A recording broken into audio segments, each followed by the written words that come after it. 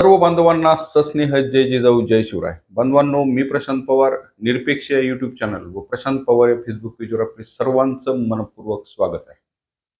बांधवांनो, गेल्या 1 महिन्यापासून महाराष्ट्रात एकच चर्चा चालू आहे, ती म्हणजे परळीचा छोटा आका वाल्मिक कराड नावाची चर्चा. सर्वांना माहितीच आहे की मस्साजोगचे सरपंच संतोष अण्णा देशमुख यांची निर्गुणपणे हत्याकांड व आवादा पवन चक्की कंपनीकडून जवळपास 2 कोटी रुपये खंडणी घेतल्या प्रकरणात हा सगळा प्रकार व हा सगळा गोंधळ महाराष्ट्रात चालू आहे.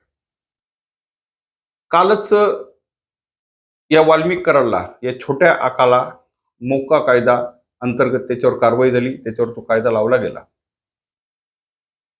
हा कायदा त्याच्यावर लागणारच होता याच्या संदर्भातची घोषणा आपल्या महाराष्ट्राचे गृहमंत्री तसेच महाराष्ट्राचे मुख्यमंत्री देवेंद्रजी फडणवीस यांनी विधानसभेत नागपूर अधिवेशनात केली होती.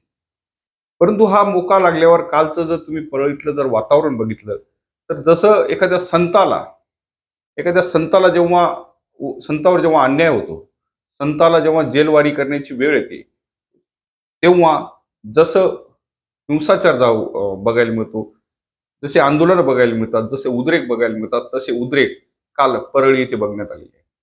मोठ्या प्रमाणावर छोट्या आकाच्या कराड समर्थकांनी मोठ्या प्रमाणावर उद्रेक केलेला आहे.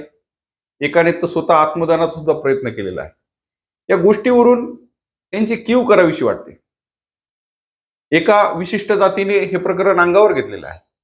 4-2 गँगस्टर असले म्हणजे संपूर्ण जात ही काय गँगस्टर होऊ शकत नाही, हे त्या जातीच्या लोकांना व जातीच्या समर्थकांना समजलं गेलं पाहिजे.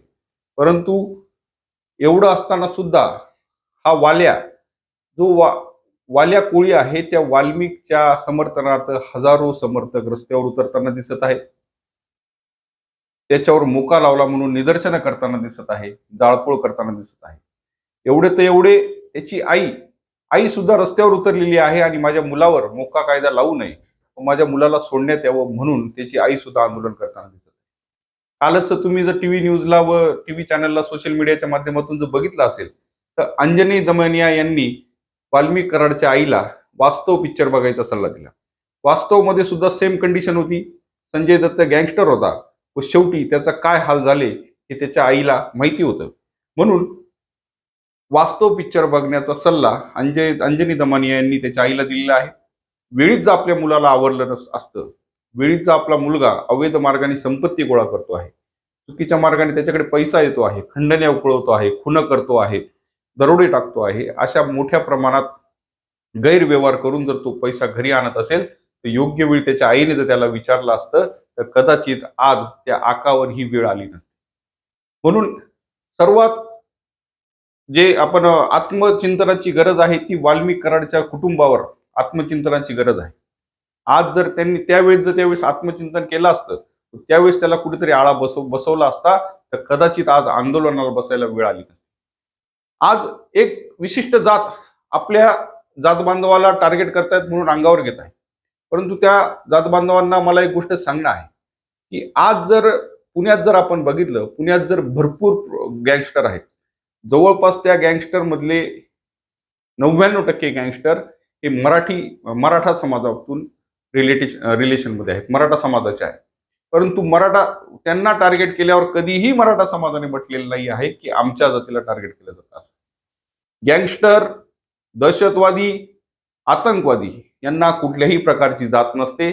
तो वाल्मिक कराड असो का कुठला पुण्याचा एखादा गँगस्टर असो. म्हणून बांधवांनो, एक गोष्ट लक्षात घ्या, जो माणूस गँगस्टर आहे तो कोणाचाच होऊ शकत नाही, तो कुटुंबाचा होऊ शकत नाही, तो समाजाचा होऊ शकत नाही, तो फक्त स्वतःचाच होतो. म्हणून त्याच्यासाठी जे रस्त्यावर उतरले त्याचे जे समर्थक आहे, बांधवांनो कुठेतरी भानावर या. वाल्मिक कराड हा काही देव नव्हता, वाल्मिक कराड हा काही संत नव्हता. वाल्मिक कराड हा दहशतवादी आहे, वाल्मिक कराड हा गँगस्टर आहे. तो संघटित गुन्हेगारी करून समाजातील लोकांना त्रास देत असतो, विविध प्रकारचे गुन्हे करत असतो. म्हणून वेळीच त्याला समर्थन करणं बंद करा. कारण भारतातल्या इतिहासातली पहिली वेळ आहे की एका गुन्हेगाराच्या समर्थनार्थ हजारो समर्थक रस्त्यावर उतरत आहे. म्हणून कुठेतरी चुकीचा पायंडा पडतो आहे असं दिसतं आहे. म्हणून गुन्हेगारासारखं ट्रीट केलं पाहिजे, गुन्हेगाराला गुन्हेगाराचीच ट्रीटमेंट दिली पाहिजे व चुकीला चुकी म्हणण्याची जी खिलाडू वृत्ती आहे ते प्रत्येक जात बांधवांनी अंगीकारली पाहिजे. मग तो चुकीचा असला तर तो कुठल्याही जातीचा असो, उद्या उद्या माझ्या स्वतःच्या जातीचा एखादा गँगस्टर असला, चुकीचा माणूस असला, तर मला त्याला चुकीचा म्हणण्याची धमक माझ्यामध्ये असावी. म्हणून सर्व बांधवांना विनंती आहे की चुकीला चुकी म्हणायला शिका व अशा प्रकारचे पायंडे पाडू नका.